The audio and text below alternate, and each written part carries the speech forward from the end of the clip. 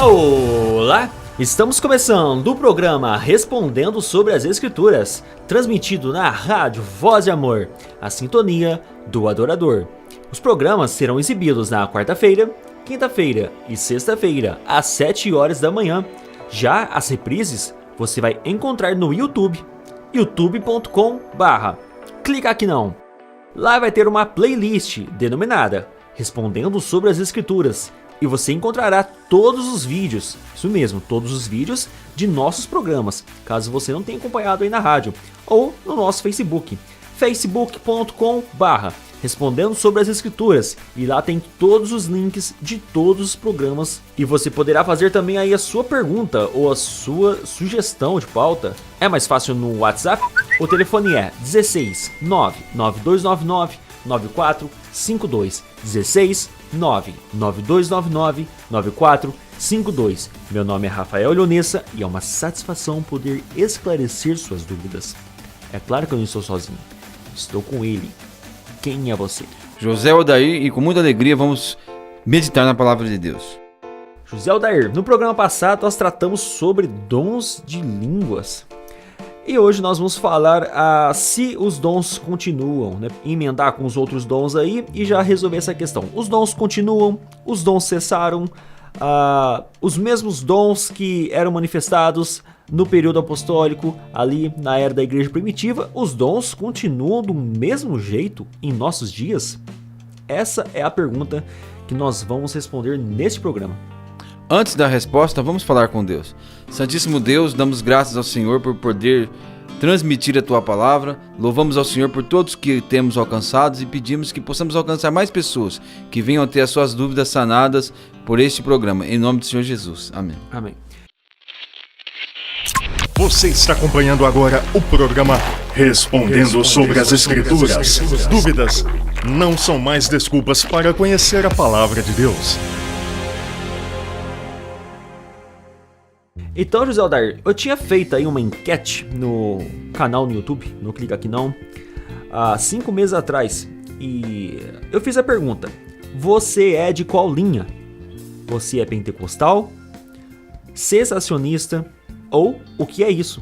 Então 41% dos seguidores do canal é pentecostal, de linha pentecostal. 14% é cessacionista.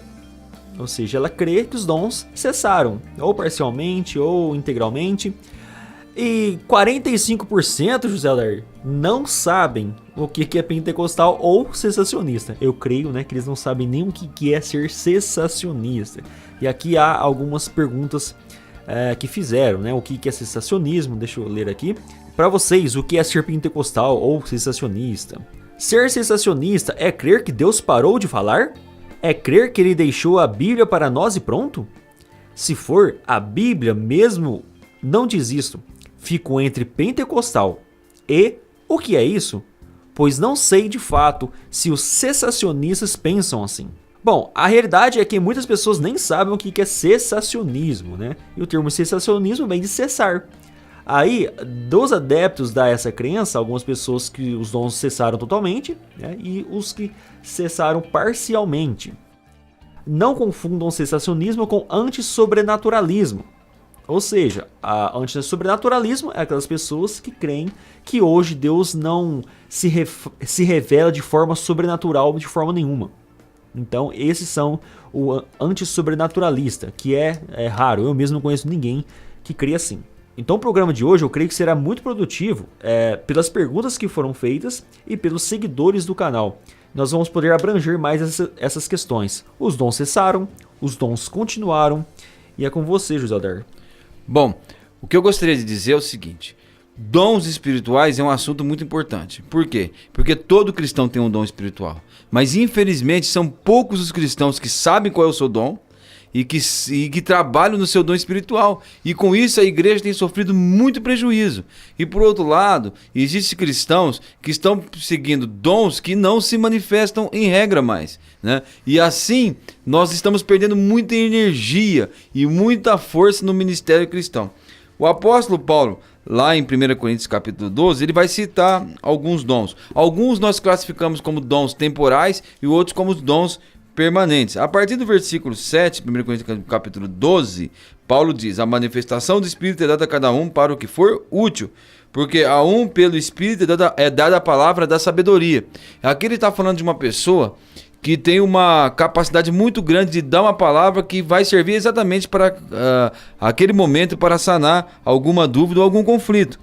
E a outro, pelo mesmo Espírito, a palavra do conhecimento, aquela pessoa que conhece muitas escrituras e que sempre vai ter uma resposta baseada na Bíblia, né? A outro, pelo mesmo Espírito, fé. A outro, pelo mesmo Espírito, dons de curar. A outra, operação de maravilhas. A outra, profecia. A outra, discernimento de espírito. A outra, variedade de línguas. E a outra, interpretação de línguas. Mas um só é o mesmo Espírito que opera todas essas coisas, repartindo particularmente a cada um como quer. Então vimos aqui vários dons espirituais. Alguns acreditamos que se manifestam até hoje, a palavra do conhecimento, a palavra da sabedoria, né? Outros nós acreditamos que, em regra, eles não se manifestam mais, como o dom de curar, como o discernimento de espíritos, a operação de maravilhas, a profecia. Também por que existia muito, Rafael, o dom de profecia? Não existia o Novo Testamento. Isso. E como se ia pregar numa igreja? Uma pessoa, ela estava na igreja, no culto, então Deus falava diretamente com ela, que falava com a igreja. Então, isso era muito útil naquela época, porque não tinha o Novo Testamento. E tinha igrejas, por exemplo, o apóstolo Paulo ficou 1 ano e 8 meses em Corinto, e ele depois saiu dali. É certo que passou Apolo ali, mas houve muito tempo em que não existia ninguém com este calibre de Paulo, de Apolo, que estava ali. Então Deus falava por intermédio de um profeta, a igreja era útil, quando não existia o Novo Testamento. Inclusive o apóstolo Pedro, lá em 2 Pedro capítulo 2, ele fala: assim como houve no meio do povo falso profeta, também haverá entre vós falsos, não é profetas, falsos mestres, porque os profetas deram lugar aos mestres. Então, aqui em 1 Coríntios capítulo 12, nós temos aqui uma lista de dons espirituais, mas temos que lembrar que a carta de Paulo aos Coríntios é uma das mais antigas, portanto, ela abrangeu, foi escrita naquele tempo em que a igreja estava mais infantil e que a igreja estava mais nova, estava começando. O apóstolo Paulo escreveu outras listas de dons espirituais e em cartas que foram escritas depois, e cartas que são mais novas, e o apóstolo Paulo, nessas listas mais novas, ele não cita alguns dons. Por exemplo, se nós formos para Romanos capítulo 12, versículo 6, que é uma carta mais nova do que a 1 Coríntios, que é um tempo em que a igreja estava mais madura, diz assim, capítulo 12, versículo 6 de Romanos: de modo que temos diferentes dons, segundo a graça que nos é dada. Se é profecia, seja segundo a medida da fé. Agora, se é ministério, seja em ministrar. Se é ensinar, haja dedicação ao ensino. Ou o que exorta, use esse dom em exortar. O que reparte, faça-o com liberdade. O que preside, com cuidado. O que exercita misericórdia, com alegria. Então nós temos visto aqui que muitos dons não são citados. Discernimento de espíritos, dons de curar, dons de profetizar ainda é citado aqui, mas existem outros dons, vários, que não são citados. Por quê? Isso, acreditamos que em regra foi cessando com o decorrer do tempo. Em Efésios capítulo 4, o apóstolo Paulo também vai trazer uma outra lista de dons espirituais. E nós vamos ver o que temos aqui. Efésios capítulo 4, aqui ele vai dizer os dons espirituais e para que eles foram dados. Diz aqui o versículo 9. Ora, Efésios 4, 9. Isto ele subiu ao céu que não, senão o que também antes tinha descido às partes mais baixas da terra. Aquele que desceu também é o mesmo que subiu acima de todos do céu para cumprir todas as coisas.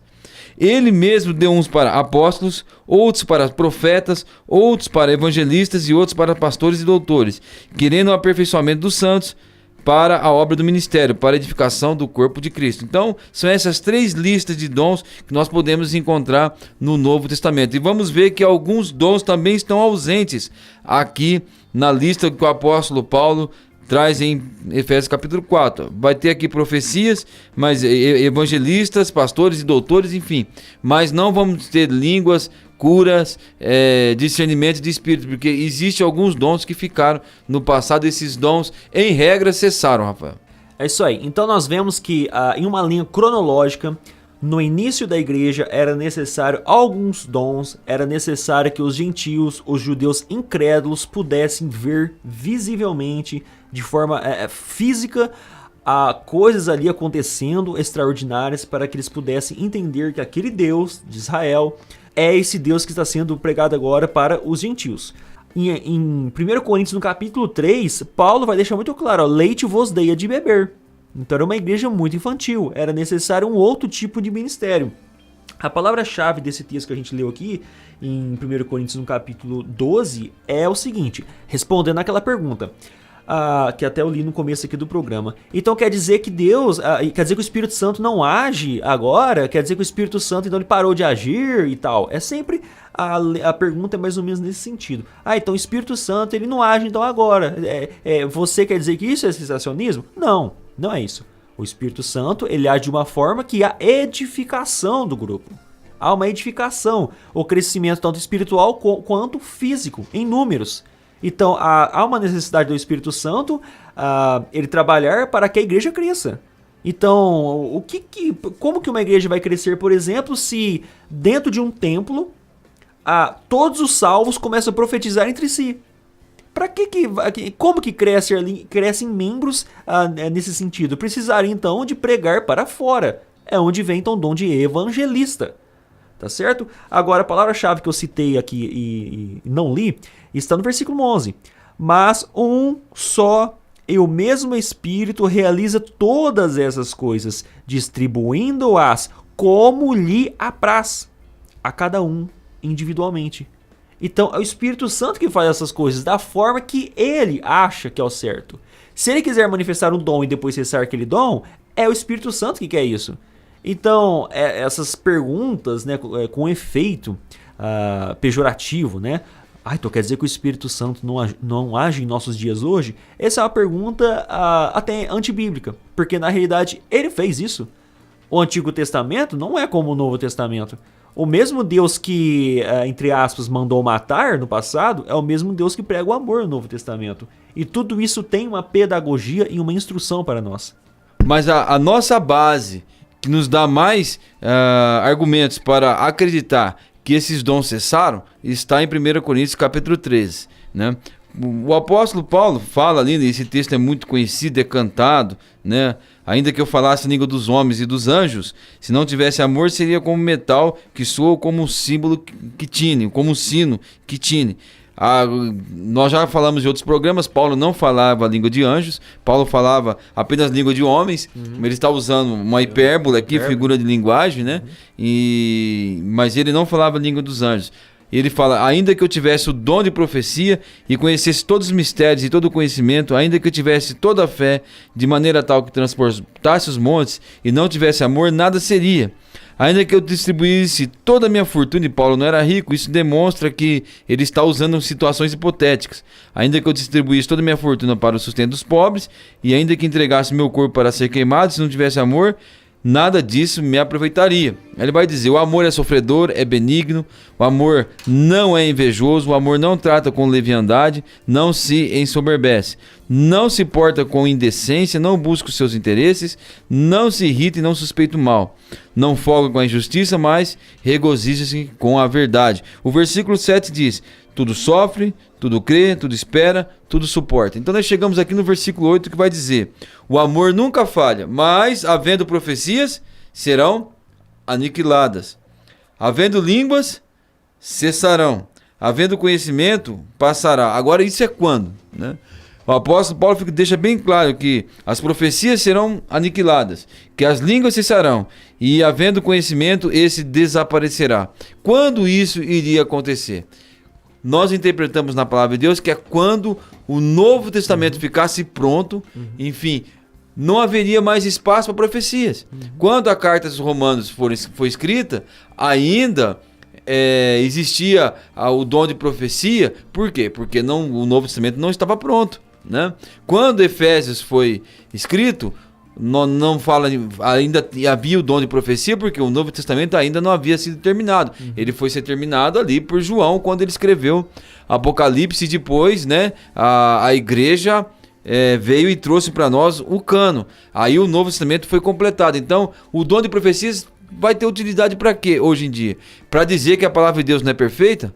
Para dizer que tudo que Deus tinha que falar conosco, nós não vamos encontrar nas Escrituras, né? É isso que vai dizer. Se você precisar ainda de profetas, você vai ter que admitir, olha, existe falha na palavra de Deus, ela não é perfeita, e Deus, através da sua palavra, não consegue transmitir a nós todo o seu recado. Então, isso. o sola escritura, que normalmente os protestantes carregam consigo, é somente as Escrituras se a pessoa ficar somente com as Escrituras. A partir do momento que ele pega uma outra profecia, aí já não é somente as Escrituras. É somente as Escrituras, mais um outro tipo de profeta. Imagine o perigo. Onde isso ia nos levar, com tantas pessoas aí reivindicando liderança. Enfim, isso ia trazer muito prejuízo para a igreja. Mas como a palavra de Deus é perfeita, como a palavra de Deus não tem falha, não há mais necessidade de profetas. Tudo que nós precisamos, nós encontramos aqui nas Escrituras. Então, grave bem na sua mente. Naquela época que Paulo escreveu aos Coríntios, os dons ainda estavam em operação. Hoje, eles já, em regra, não estão mais. Mas ele diz que, havendo profecias, serão aniquiladas. Havendo línguas, cessarão. Havendo conhecimento, passará. Quando? Aí ele diz, em parte conhecemos e em parte profetizamos. Então, Paulo nunca leu Apocalipse. Paulo nunca leu 2 Pedro, né? Paulo não leu essas cartas. Então, e a igreja também não tinha conhecimento disso na época. O conhecimento era em parte. E agora, em parte, eles conheciam e em parte eles tinham Taná, eles profetizavam. Ketuvim, eles tinham todo o livro do Antigo Testamento, né, a Torá. Mas em parte porque o Espírito Santo ainda estava agindo na vida, principalmente dos apóstolos, né? Que detalhe, também foi cessado o dom de apóstolo, naquele sentido ali apostólico mesmo, foi cessado. E então em parte ele conhecia, porque ele conhecia muito bem o Antigo Testamento, mas no sentido do Espírito Santo ensinando para os novos cristãos, os discípulos, ainda ele não tinha terminado ainda de ensinar tudo. Era necessário terminar ali o Novo Testamento. Tanto é que João foi o último a escrever ali o livro, que é o livro de Apocalipse ou Revelação. Então, não acho estranho a gente falar isso, porque a própria Igreja Assembleia de Deus, que é uma das maiores igrejas que tem o continuismo, né, sendo pregado aí como doutrina, eles acreditam, né, o pentecostalismo clássico acredita que os apóstolos também, esse dom foi cessado. Hoje, apóstolo é somente um missionário. Então, no sentido de missionário existe, mas no dom apostólico mesmo, da etimologia da palavra, bíblico, esse dom cessou. E eles concordam com isso. Isso. Aí ele diz assim, ó.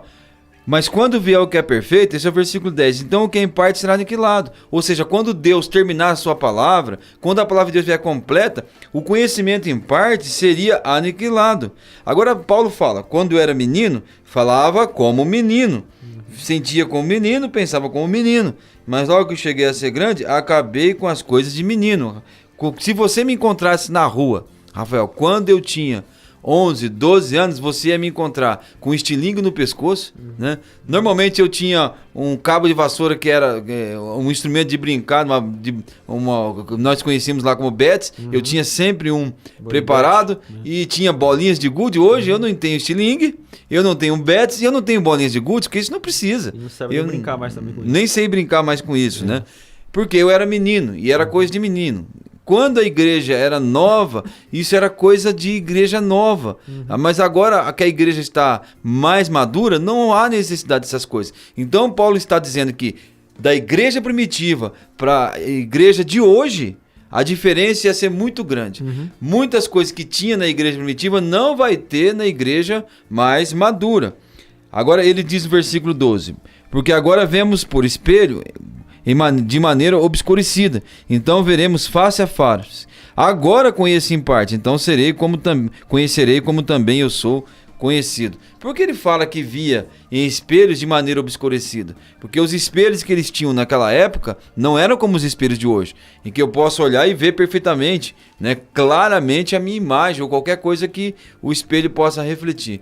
Naquela época os espelhos eram de bronze polido e era uma imagem distorcida e obscura. Então o conhecimento que eles tinham da palavra de Deus, o conhecimento que eles tinham de toda a revelação de Deus era desta forma. De uma maneira, ainda tinha coisas que estavam obscuras. Mas hoje, com a palavra de Deus, nós temos a notícia sobre a segunda vinda de Cristo. Nós temos notícia sobre o arrebatamento. Nós temos o Apocalipse, a revelação de Jesus Cristo. Hoje nós não podemos dizer que conhecemos de maneira obscurecida. Nós temos o conhecimento da palavra de Deus e toda a revelação de Deus nas Escrituras. Enfim, tem uma contestação a essa interpretação. Porque eles dizem que o que é perfeito é Cristo. Então, quando Cristo voltar, vai permanecer os dons de línguas, os dons de profecia cessarão, mas quando Cristo voltar. Isso, quando Cristo voltar, é. Mas não é isso que o texto está dizendo. No caso do arrebatamento da igreja, porque o Espírito Santo vai ser retirado da igreja. Esse é o argumento que eles usam. Então, mas esse argumento vai cair por terra no versículo 13. Porque o versículo 13 fala que depois que esses dons cessassem, ele fala que ia permanecer 3, né? Olha lá. Agora, pois, permanecem a fé, a esperança e o amor. Esses 3. O maior desses é o amor. Por que eu não acredito que o que é perfeito aqui é Cristo? É lógico que o meu Senhor é perfeito. Lógico, claro. É lógico. Mas nesse texto não está se referindo a ele. Está se referindo à palavra de Deus que foi completada. Por quê? Quando Jesus voltar, vai ter necessidade de fé? Por que diz a fé é a certeza das coisas que espera, a firme convicção dos fatos que não se veem. Então ele diz que depois que você vê, você não precisa de fé mais. Né? Isso, depois que os dons cessassem, ia permanecer a fé. E se for na volta de Cristo, não dá, porque a fé vai continuar. Né? Não faz muito sentido. E o que mais? Esperança. Olha, a maior esperança da igreja é a volta de Cristo. E como que eu vou continuar tendo esperança quando Cristo voltou? Não, a esperança vai dar lugar à realidade. E a minha esperança estará consumada, estará concretizada. Mas ele vai dizer que o maior desses é o amor, por quê? Porque quando Cristo voltar, o amor ainda vai permanecer. O amor nunca vai falhar, o amor nunca vai acabar, o amor ainda vai permanecer, mesmo depois da volta de Cristo. Por isso que nós interpretamos que o que é perfeito aqui é realmente o Novo Testamento, que todo cristão crê que é a perfeita revelação da palavra de Deus. Então, no programa passado eu disse que você pega ali uma pessoa na época lendo esses pergaminhos em uma leitura simples, sem aquela chamada chave hermenêutica, né? Chave hermenêutica é o óculos que você põe para interpretar as escrituras. Então, a partir do momento que a pessoa está dentro de uma chave hermenêutica pronta, ou já tem um óculos pronto, ou seja, se a pessoa ela é carismática e ela lê esse texto, ela entende de uma forma. Se a pessoa não é carismática, ela consegue interpretar o texto de forma mais correta. Não há condições nenhuma de você dizer que os dons, lendo todo o Novo Testamento, que os dons vão sempre existir, vão continuar existindo, que isso é a marca, a revelação do Espírito Santo. Se não tiver esses dons, o Espírito Santo não está com a pessoa. Isso não existe. Né? Nós dissemos que da mesma forma que os apóstolos cessaram, hoje tem os missionários, e qualquer um pode ser missionário. Também as profecias cessaram, lembrando que os profetas passados também cessaram aquele tipo de profecia, entrou uma nova profecia e agora já está tudo registrado e temos o Novo Testamento escrito. E vão se utilizar então os opositores a chantagem emocional. Nossa, então o Espírito Santo não age mais na vida das pessoas? Como que fica essa questão? O Espírito Santo não age mais na vida das pessoas? É claro que ele age. Ele está conosco até o fim dos tempos, né? Está conosco para nos convencer do pecado, da justiça e do juízo. E ele realmente age na vida de todos nós. Ele realmente manifesta os dons. E esses dons, ainda existem dons que são manifestados hoje. Nós vamos falar a partir de agora. Vamos passear um pouco pela história bíblica, Rafael. E nós vamos encontrar o quê? Existiram épocas em que os milagres foram muito abundantes. E existiram épocas em que os milagres quase não aconteciam. Nós vamos ver, por exemplo, nos dias de Moisés, né? O povo estava lá 400 anos no Egito e esse povo nunca tinha visto um milagre. Né? Mas aí vem Moisés e Deus vai tirar o seu povo do Egito, e o que acontece? As pragas, Um monte de milagre, um monte de milagre. Mas depois o que vai acontecendo? Eles saem do Egito e esses milagres vão cessando, né? Vão cessando. E depois nós vamos experimentar uma grande onda de milagres novamente quando? Quando o profeta Elias aparece. Então Elias faz o céu não dá a chuva, Elias traz o fogo sobre o Monte Carmelo, e então Elias ressuscita o filho da viúva. Então, é um momento em que Deus está operando grandiosamente. E depois também por intermédio de Eliseu. Depois há um grande período em que não há mais manifestações de milagres. Nós vamos chegar então no Novo Testamento. Aparece então o maior de todos os profetas, que foi João Batista. João Batista era cheio do Espírito Santo. E eu te pergunto, quantos milagres João fez? Nenhum. Mas ele não era cheio do Espírito Santo? E não fez nenhum milagre? Mas aí vem o Senhor Jesus e os dias dos apóstolos, e existem muitos milagres. Então, depois esses milagres vão cessando, né? A própria história bíblica demonstra que existem períodos em que Deus trabalhou muito por intermédio de milagres, e existem períodos em que esses milagres não foram tão comuns assim. Agora, vamos usar alguns textos, como eu tenho aqui em minhas mãos, aqui a Bíblia aberta, em Marcos capítulo 16, versículo 16. E o que diz aqui, né? Você conhece muito bem. Ele vai dizer esses sinais, Marcos 16 e 17. Esses sinais seguirão os que creem. Em meu nome expulsarão demônios, falarão novas línguas, pegarão em serpentes, e se beberem alguma coisa mortífera, não lhes fará dano algum. E porão as mãos sobre os enfermos e sararão. Como que você me explica esse texto aqui, Rafael? Quando ele diz, em meu nome pegarão em serpentes, e se beberem veneno, não lhe fará dano algum. Expulsarão demônios e farão novas línguas. Não, eu acho incrível quando uma pessoa cita esse versículo aqui. Não é possível que ela meditou naquilo que ela está falando. Vamos ler aqui. Estes sinais aqui hão de acompanhar aqueles que creem no nome de Cristo. Expelirão demônios. Acontece isso hoje? Bom, tem muitas igrejas aí que dizem que estão fazendo esse trabalho, né?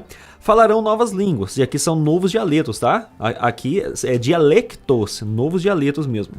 Pegarão em serpentes. E tá acontecendo isso aqui hoje nas igrejas? As pessoas, você vai no culto hoje, um culto carismático, os pastores estão pegando serpentes? A pessoa vai dizer, não, mas isso é só em uma ocasião especial. Bom, se é somente uma ocasião especial, então todos os dons também em ocasiões especiais são manifestados. Na ocasião em que há necessidade de manifestar o dom, ele é manifestado. Agora, se não há necessidade de manifestar o dom, não é manifestado. Da mesma forma que se houvesse a necessidade de pegar em serpente e não acontecer nada com a pessoa, com um cristão, é claro, não aconteceria. E continua, e se de alguma coisa mortífera beberem, ou então veneno, não lhes fará mal. Suponhamos, na igreja perseguida hoje, na igreja perseguida, uma pessoa lá, um perseguidor vai dar um veneno para o cristão beber. Bom, Deus pode fazer aquele veneno se tornar uma água. Como não pode fazer, de repente a pessoa morra. Mas eu quero fazer uma pergunta para você. Você vai na igreja hoje e você vê os pregadores bebendo esse veneno? É claro que não.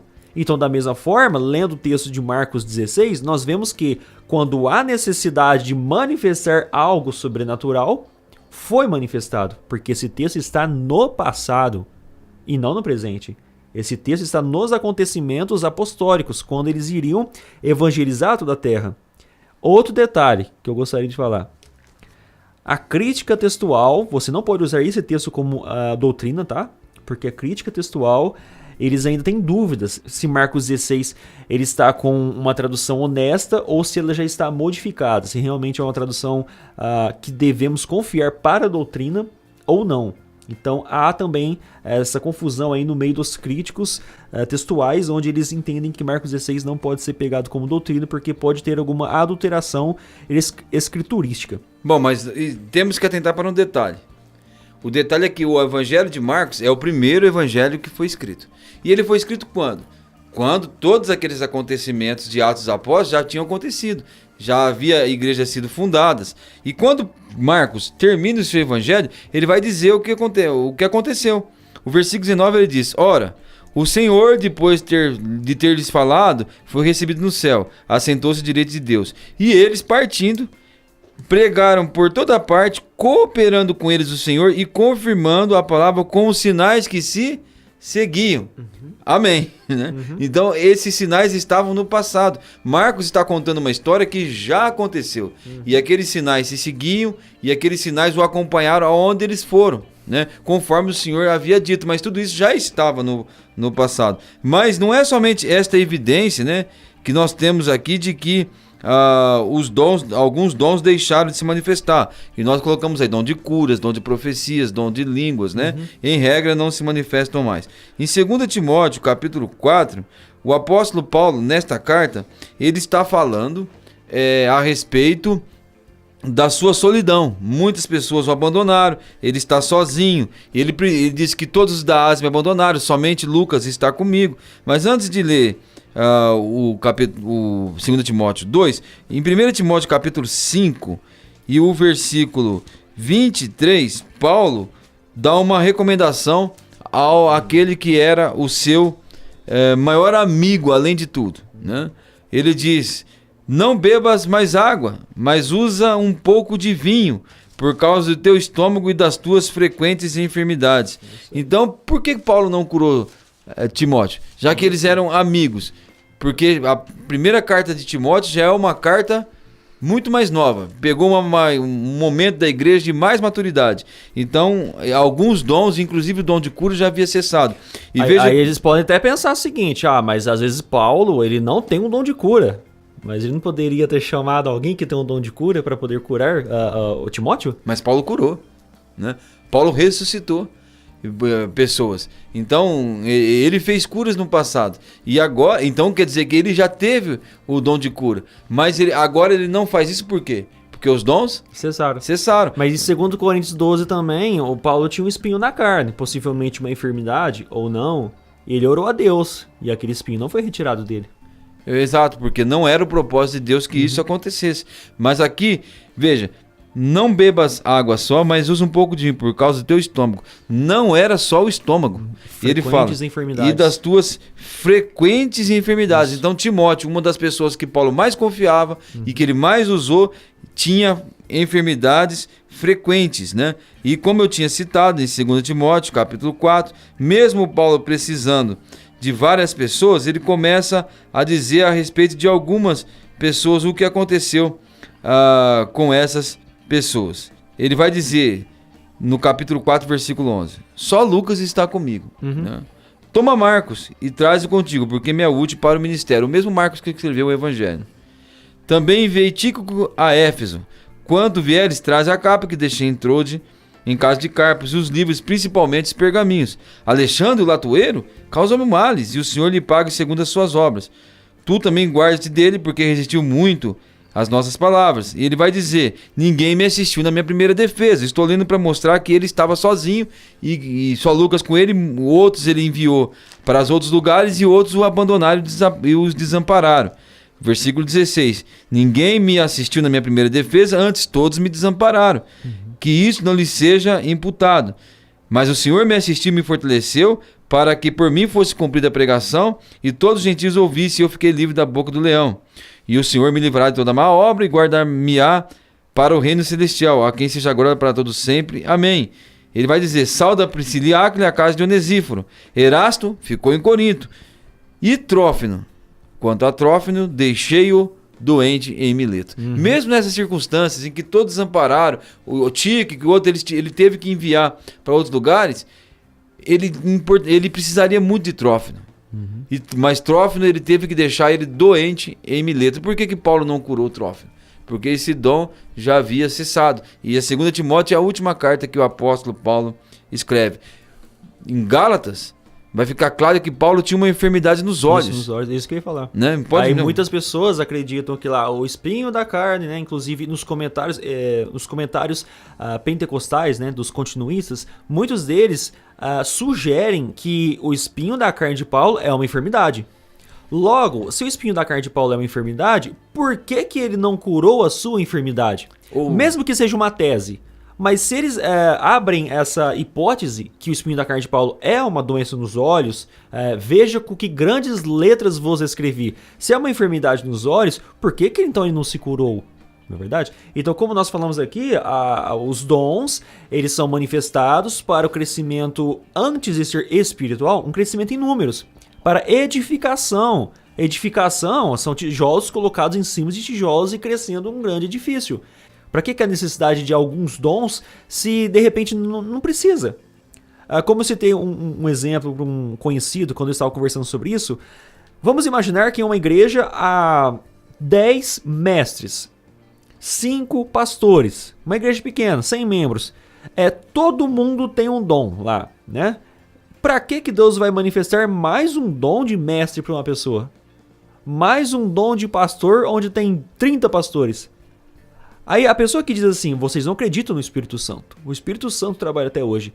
Mas ele não entende que o Espírito Santo, ele age de forma que há crescimento, edificação coletiva. Igreja é coletivo. Os dons é para o coletivo. Dons não são usados para mim. Eu usar o dom para mim. Sempre é no coletivo. Como nós passamos um pouco brevemente pela história de Israel e pela história da revelação de Deus, nós vemos que houve épocas em que houve muito milagre e época que os milagres eram raros e praticamente não existiam. A Bíblia revela, Rafael, que vai existir um tempo em que os milagres voltarão a acontecer, né? E que tempo será esse? É o tempo que vai anteceder a volta do nosso Senhor Jesus.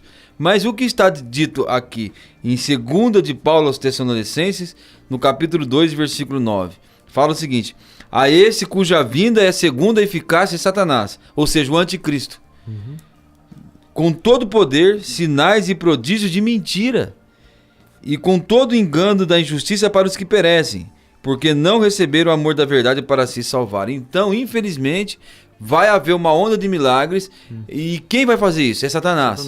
Né? E ele tem poder para isso. E para quê? Mateus capítulo 7, versículo 21. E qual é o motivo? Ele vai enganar muitas pessoas. Isso. E quando o anticristo aparecer, vai ter muitas pessoas que são cristãos, né, que andaram toda a vida atrás de milagres e de sinais. E eles vão abraçar isso aqui, infelizmente. E em 2 Timóteo também, o apóstolo Paulo vai dizer no capítulo 3 e o versículo 8, né? E o capítulo 3, eu vou ler para dar contexto. Eu não sei se nosso tempo está acabando, mas deixa eu ler para dar contexto.